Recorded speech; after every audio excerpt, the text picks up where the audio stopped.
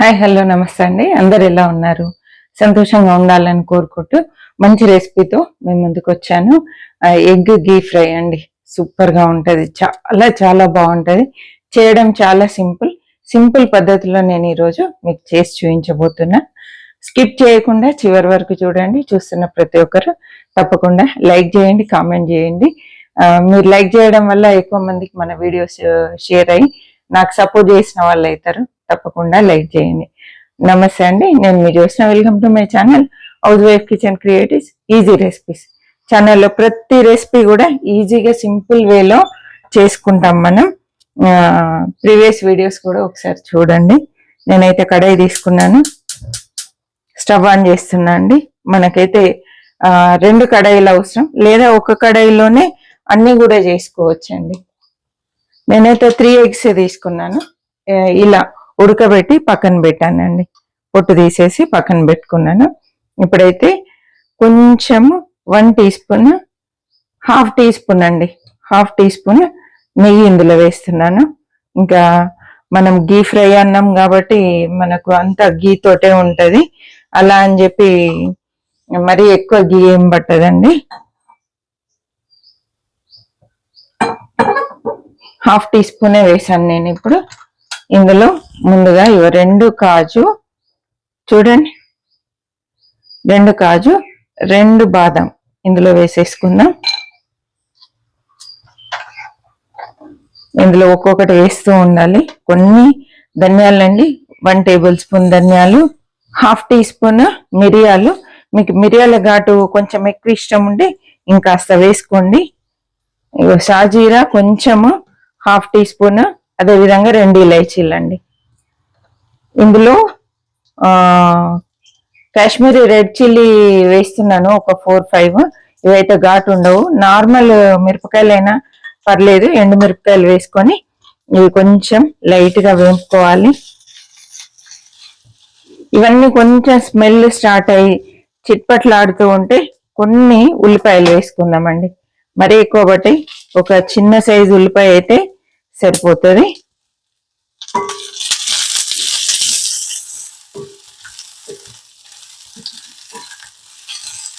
ఈ టైంలో టమాటా కానీ లేదా చింతపండు కానీ వేసుకోండి. ఈ సైజు టమాటా ఒకటి తీసుకొని ఇలా ముక్కలు కట్ చేసుకున్నా అండి, పొడుగ్గా. ఇవి కూడా ఇందులో వేసేసుకున్నా. ఇవి ఏవి కానీ మరీ ఎక్కువ వేగాల్సిన పని లేదండి, కొంచెము మగ్గితే సరిపోతుంది. చూసారా, కొంచెం వేడి తగిలాయి, కొంచెం ట్రాన్స్పరెంట్ అయ్యాయి ఉల్లిపాయలు. నాకైతే కమ్మటి వాసన వస్తుంది, నెయ్యి వేసి వేపుతున్నాం కాబట్టి. మీకు స్మెల్ రాదు కదండి, కలర్ మాత్రమే కనబడుతుంది. ఇలా లైట్ గా వేగిన తర్వాత వీటిని మిక్సీ జార్లో వేసి మెత్తటి పేస్ట్ లాగా చేసుకోవాలి. అవసరం ఉంటే కొంచెము వాటర్ కూడా వేసుకోవచ్చండి. ఇవి చల్లారిన తర్వాత మిక్సీ బట్టి పక్కన పెట్టుకుంటాను. ఈ లోపు ఇంకొక కడాయి తీసుకుందాం.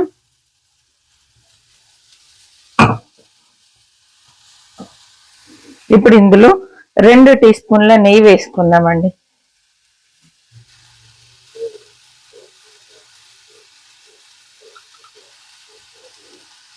రెండు టీ స్పూన్ల నెయ్యి వేసాను.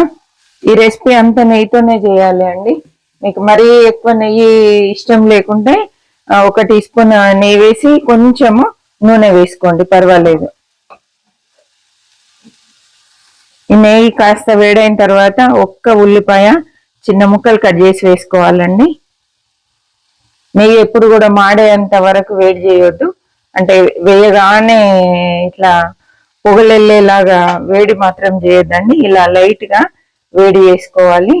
నెయ్యి లైట్ గా వేడైన తర్వాతనే ఉల్లిపాయలు వేసుకోవాలి. ఇవన్నీ మగ్గాలండి ఉల్లిపాయలు.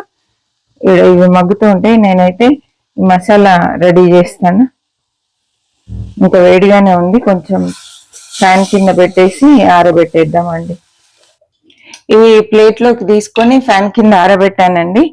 మిక్సీ జార్లో వేస్తున్నాను. గీ రోస్ట్లో ఎప్పుడు కానీ మిరియాలు తప్పనిసరిగా వేసుకోవాలండి, మిరియాలతోటే టేస్ట్ వస్తుంది.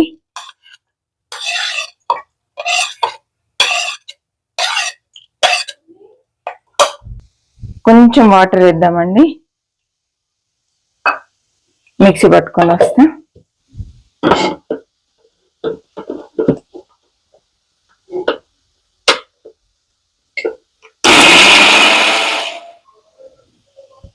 ఇక్కడ చూడండి రెడీ అయిపోయింది. ఇలా మెత్తటి పేస్ట్ లాగా రుబ్బేసుకోవాలి. ఇక్కడ ఉల్లిపాయలు చూద్దాం, ఇంకొంచెం వేగాలండి. చూడండి ఇలా ఉల్లిపాయలు మంచిగా కలర్ రావాలి.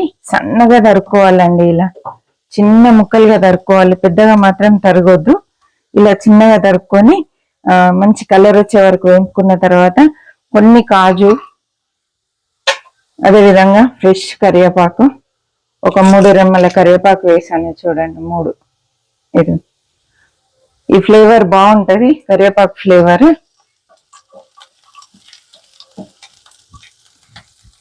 ఇలా కొంచెం వేగిన తర్వాత ఇప్పుడు మనం రుబ్బి పెట్టుకున్నటువంటి ఈ మసాలా ఇందులో వేసేద్దాం. మంచి స్మెల్ వస్తుందండి.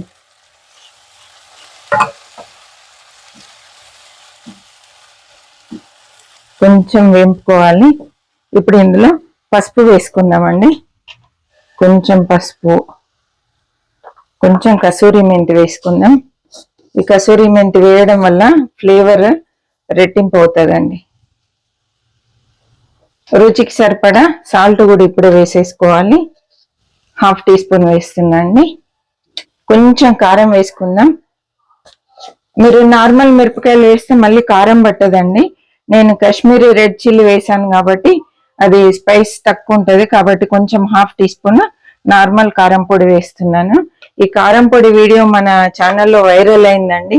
నేను ఎలా ప్రిపేర్ చేసుకుంటా ఏంటి అనేది, ఒకసారి కారం ఎలా చేస్తా ఏంటి అనేది కావాలంటే ఆ వీడియో చూడండి. చూడండి ఇగో కలర్ ఎలా ఉందో చూసారా, ఎంత రెడ్ గా ఉందో.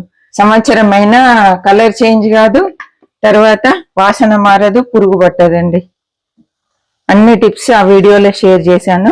డిస్క్రిప్షన్ లో లింక్ కూడా ఉందండి, కావాలంటే ఒకసారి చూడండి. ఇది మంచిగా వేగాలి. కొంచెం సేపు మూత పెట్టి సిమ్ లో పెట్టేద్దామండి. మంచిగా మగ్గుతుంది. మగ్గిన తర్వాత చూద్దామండి. ఇందులో వాటర్ శాతం కూడా తగ్గిపోయింది, కలర్ కూడా మారిపోయింది, చక్కగా వేగిందండి అంతా. ఇప్పుడు ఇందులో కొన్ని వాటర్ వేసుకోవాలి. రోస్ట్ అన్నాము వాటర్ వేస్తున్నారు ఆంటీ అనుకోకండి. ఇలా వాటర్ వేయడం వల్లనే మసాలా అంతా ఎగ్గుకి పట్టుకుంటదండి. ఇలా చిక్కగా ఉండాలి, నీళ్ళు చేయొద్దండి. చూసారా ఎంత చిక్కగా ఉందో. ఈ ఎగ్స్ ని ఇలా మధ్యలోకి కట్ చేశాను. ఇప్పుడు ఇందులో వేసేసుకుందాం.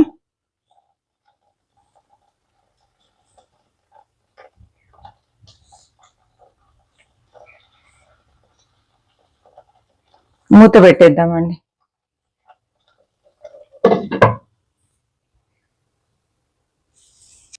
చూద్దామండి. చక్కగా ఒక వైపు ఉడికిపోయాయి. ఇప్పుడు రెండో వైపు తిప్పాలండి వీటిని. ఇలా కొంచెం వాటర్ వేయడం వల్లనే ఎగ్గుకి మసాలా అంతా చక్కగా పట్టుకుంటదండి.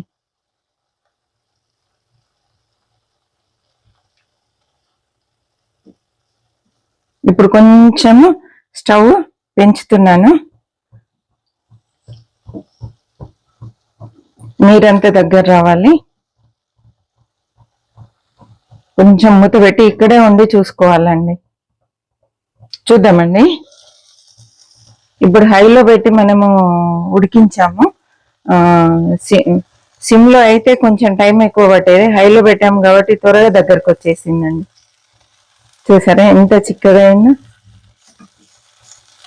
ఇప్పుడైతే కొంచెం కొత్తిమీర చల్లేస్తున్నా. ఇంత సింపుల్ అండి.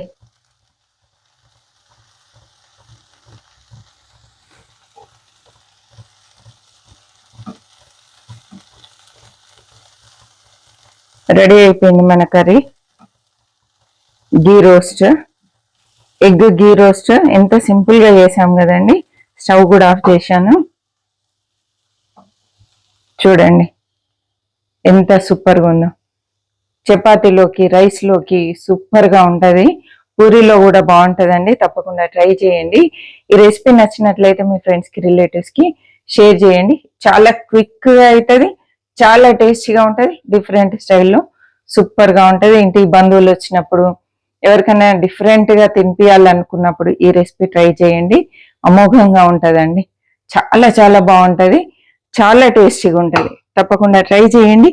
నచ్చినట్లయితే తప్పకుండా లైక్ చేయండి, షేర్ చేయండి, సబ్స్క్రైబ్ చేయండి. మరి ఒక మంచి రెసిపీతో మళ్ళీ కలుద్దాం. అప్పటి వరకు సెలవు అండి. చివరి వరకు చూసినందుకు థ్యాంక్ యూ సో మచ్ అండి.